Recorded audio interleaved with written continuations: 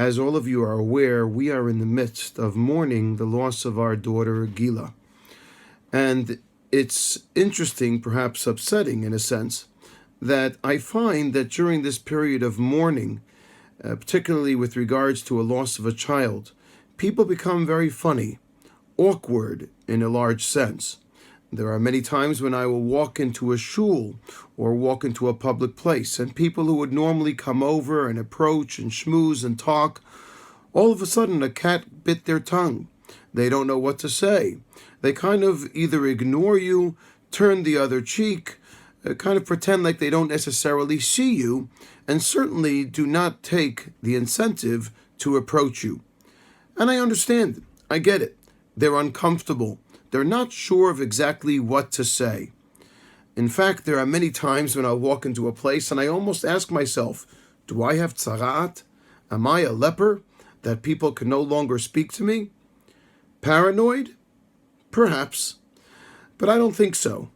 I've gone to my wife Gabby and I've told her, people just don't seem to speak to me many times. They just don't come over, or they just turn the other way. And she says, well, people just don't know what to say. And I say in return, that's not good enough. For me, actually, as a mourner, the worst thing, the worst possible scenario is when people ignore me. After all, let us remember, a mourner has lost someone. Our daughter גילה has died, but I have not, and we have not. And therefore we want to be approached. We want to be spoken to. We want to particularly talk about גילה. And yet many people do not necessarily understand this, and they're not sure what to do with themselves to the extent that they become extremely uncomfortable, both with themselves and particularly with us. There was a very popular podcast that went around, and it particularly was evasive on Facebook. It's from a woman named Nora McClerney. She apparently has a very large following. And one of the podcasts Gabby sent to me is called Terrible, Thanks for Asking.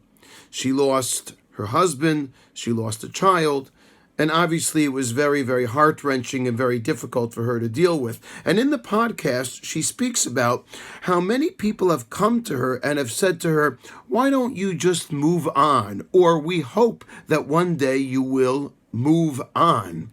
And she explains that I will never move on. The most I can hope for is to be able to move forward. After all, a loved one who is deceased, who is no longer with us, we don't move on from them. They're with us consistently. Last night we went to a wedding, and it was wonderful to take part of the joyous celebration.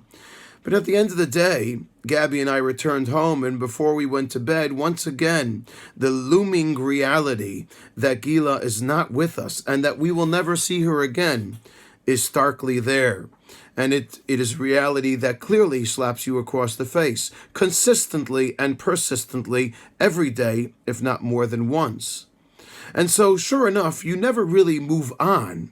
The most that you can hope for is to move forward. In fact, this Nora says, do people say to other people when they have joyous occasions, do they say to them, why don't you just now move on? You just had a wedding. Are you going to move on? Or you just had a bar mitzvah. Will you move on? No, you don't want to move on. You want to remember the event. You want to embrace the event. You embellish regarding the event.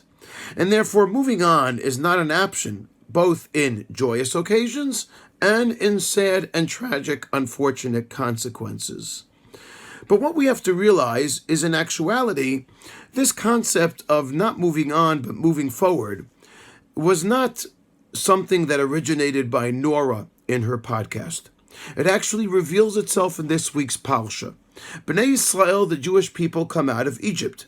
And when they are confronted with Yam Suf, this grand sea in front of them, expansive, right in front of them, and the Egyptian empire behind them, they're not exactly sure what to do. In fact, Moshe himself is not sure what to do, until Hashem has to take the lead. Vayomer Hashem el Moshe, Ma titzak elai, daber el bnei Yisrael v'yisa'u. Hashem says to Moshe, what do you want from me? Move forward. Tell the Jewish people to move forward. What do you mean, move forward? Seas in front of them, the Egyptians are behind them. And HaKadosh Baruch Hu, as Rashi explains, Hashem even tells Moshe that now is not the time for prayer, now is the time for action. Now is the time to move forward. V'yisa'u does not mean to move on. It means to move forward. Are we not aware of the fact that Bnei Yisrael, the Jewish people, when they experienced the enslavement in Egypt, that many of their loved ones died, that their babies were mortared in bricks, that they felt the tyranny, and that they had to tolerate being torn and tattered by the Egyptians in Mitzrayim?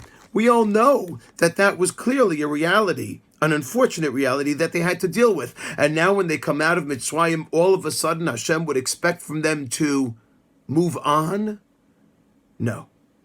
Hashem tells them, V'yisau, carry with you that burden. Remember that burden. Cherish the memory of your loved ones who you lost in Mitzrayim. But v'yisau, teach yourselves to move forward. Take one step at a time, and I will help you. And in fact, how do we move forward? We ourselves in the Jewish people never tell ourselves to move on. We have the mitzvah, the commandment of Zechirat Yitziat Mitzrayim, to remember what happened to us in Egypt every single day. Because we as a Jewish people never move on. Our history of the past is what ensures that we are able to perpetuate our future. And therefore, we can only expect from ourselves to move forward. Hashem promises the Jewish people that he will help them move forward. How? Immediately after Yam Suf, he provides them with the man, food from heaven. He provides them with the anan, the protective cloud that would give them security. He provides them with the eish, the fire that would give them light as they travel through the desert. And ultimately, at the end of the Parsha, as we all know, when there is the Milchama with a sworn enemy of the Jewish people, Amalek, and when they are presented with a threat to their very existence, Moshe Rabbeinu has to lift his arms so that the Jewish people are saved. But Moshe's arms become weary, exhausted, tired. And what happens? His friends, Aaron and Hur, his relatives, they lift his arms and make sure that they stay afront. They make sure that they remain steadfast. And the response is very clear. An Avel should never be told to move on. But the only way, or the only thing that he should be encouraged to do, is to move forward. The people around the Avel, the people around a person who knows that ultimately his hands will become weary, who feels that his life is coming caved in upon him, who feels that he has lost everything with the loss of his dear child or with the loss of their dear loved one. The only obvious thing that the friends, that the Aaron and Hur can do for a Moshe is to make it obvious to that Avel that when you falter, I will be your rock. I will lay those foundations of stones under your hands. I will ensure that you will keep your hands steadfast and held up. What more could one ask for? The גילה way. Shabbat Shalom.